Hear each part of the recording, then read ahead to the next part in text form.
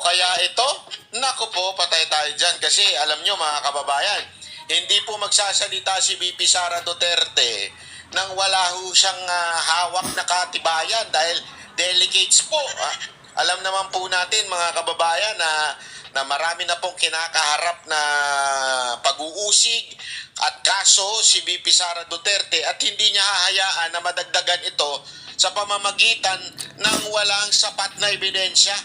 Kasi mga kababayan, kung wala po siyang ebidensya, ito po'y matinding may pagka-live luso. Kung titignan mo yung anggulo ng kanyang sinabi, yung kanyang binulgar patungkol po dito kay First Lady Lisa Marcos. Pero ako naniniwala ako, naniniwala ako ito isang patibong. Pag ito, bumanat pa ho sila at sasabihin nilang fake news yan. O kaya pag sinabi nilang dahil dyan, dedemanda ka namin. Naku po, pag nagkalabasan ng ebidensya, delegates kayo. Tandaan ninyo abogado ho ito si Madam VP Sara Duterte, hindi lamang po Vice President ito. At ito sigurado ko, si VP Sara Duterte sobrang ingat niyan. Pag yan nagsalita, kalkulado niya. Hindi ho yan nagsasalita ng out of nowhere. Kalkulado niya, sinasabi niya, planado niya. Kaya sa tingin ko, napakaganda nitong binitawan ni VP Sara Duterte. Ano ba yan, Banat Bay? Sandali lang, easy. Bago tayo magpatuloy, baka naman, subscribe naman po kayo. Kung ayaw nyo mag-subscribe, hindi wag. Wala akong magawa, doon lang pilitan. Pero kung gusto nyo naman, abay, yan ay isang bagay na ikatutuwa ng aking damdamin. Yung makita ko lang kayo mag-like at mag-subscribe at higit sa lahat mag-share. Masaya na po tayo dyan. So, ano pang ginagawa nyo? Bakit nakatingin ka pa rin? Ba't nanonood ka pa rin? Baka gusto mo nang pindutin ngayon pa lang. Di ba? Kung sakaling nanonood kayo sa inyong mga smart TV, kasi marami sa mga kababayan natin, lumalapit sa atin, sinasabi nila, alam mo, Banat ba, yung bunganga mo, ang ingay sa umaga. Paggising ko, yung nanay ko, tsaka yung tatay ko, yung lolo't lola ko, yung bunganga mo yung naririnig sa telebisyon namin. Kayo naman, baka ano naman kayo? O sige na, yung mga nanonood sa Smart TV, kunin nyo muna yung cellphone ninyo, hanapin nyo yung Banat Bay sa YouTube, tapos i-like nyo. Kung hindi kayo maalam, hindi kayo marunong, utusan nyo yung mga anak at apo nyo. Hoy, para magkakaroon naman silbi dito sa bahay. I-like mo nga ito si Banat Bay, ang kulit-kulit. I-subscribe mo nga. Pinabati ko po mga lolo't lola natin dyan. Hindi, alam mo mga kababayan, ito, walang biro ito. Ako po kasi ay, aside from mama's boy, ako walang biro, ako po'y mama's boy, aaminin ko yan. Ako po'y mama's boy, ako'y lola's boy. Actually, hindi lola, lelang. Kasi yung lelang kong Ilocano, pag kami niya nag-usap, may kasamang gin. At pag nakainom yun, yari ka. Lahat na sasabihin nyo, naka-smile. Ay, napakabait ng lelang ko. Sumalangit nawa. At yung lelong ko na ang ganda-ganda rin na smile. Doon ko nakuha yung smile na kagandahan na ito. Itong smile ko ito. Sa mga lelong at lelang ko. Namimiss ko na yung mga yan Anyway, like po kayo at share pagka meron po kayong pagkakataon. Pag-usapan na po natin itong banat po ni VP Sara Duterte. And what's your comment to this?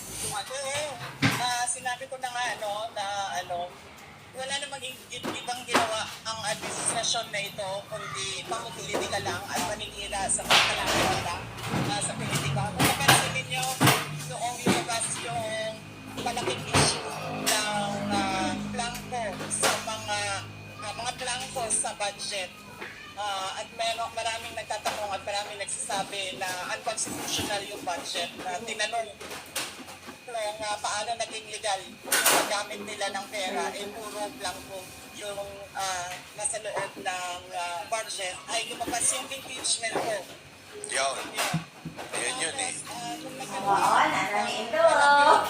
Sa Estados Unidos, Yun. Tinungan kini ay. Police Ayan na ni report, Abrihan, ay nagtuon ang pangalan ni First Lady. Naku po, patay tayo dyan. Ayan na, pasabog. Nagbukot na gigapon sa village. Bro, yung mga Meron buwang mga daw. tao. Ha? Alleged. Kaya ako, timbana mo yung ng lista. Sa amang alin, kung ano ng lista, wag ka na Cebu. Cebu ko, unregistered ko, anong Diyan ka. daw sa isang hotel. Kasama Oo, dito. si First Lady Lisa. Kumambuang, dito, uy. Naku, patay tayo dyan. Kung natin share, siya, wala naman. Kaano-ano Kung ano daw siya, siguro na daw niya lista mo mga nga. Uta ng taga-Alipor. Nasad ka, no? Nasad ka Walang nito kang lisa. lista. Kaano-ano niyo yun? Ano ginagawa mo doon sa loob Ano sa'yo ng ka, ayaw, namatay year, ano? na Year, Pilipino kontra ni na Algarve, mayaman Pilipino. dyan sa hotel at dahil daw sa overdose. Naku po, patay tayo.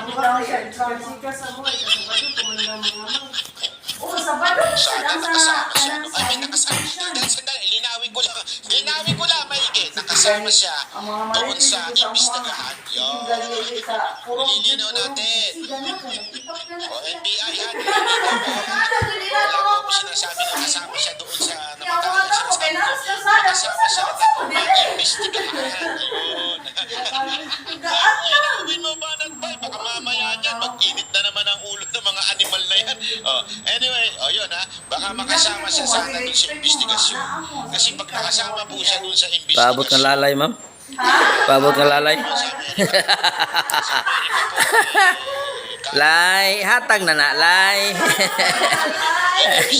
Ay, nagkumomalay.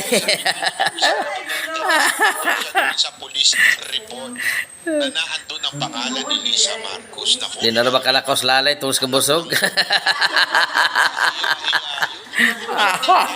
Busog ka lalay. if this is true, assuming this is true, diba?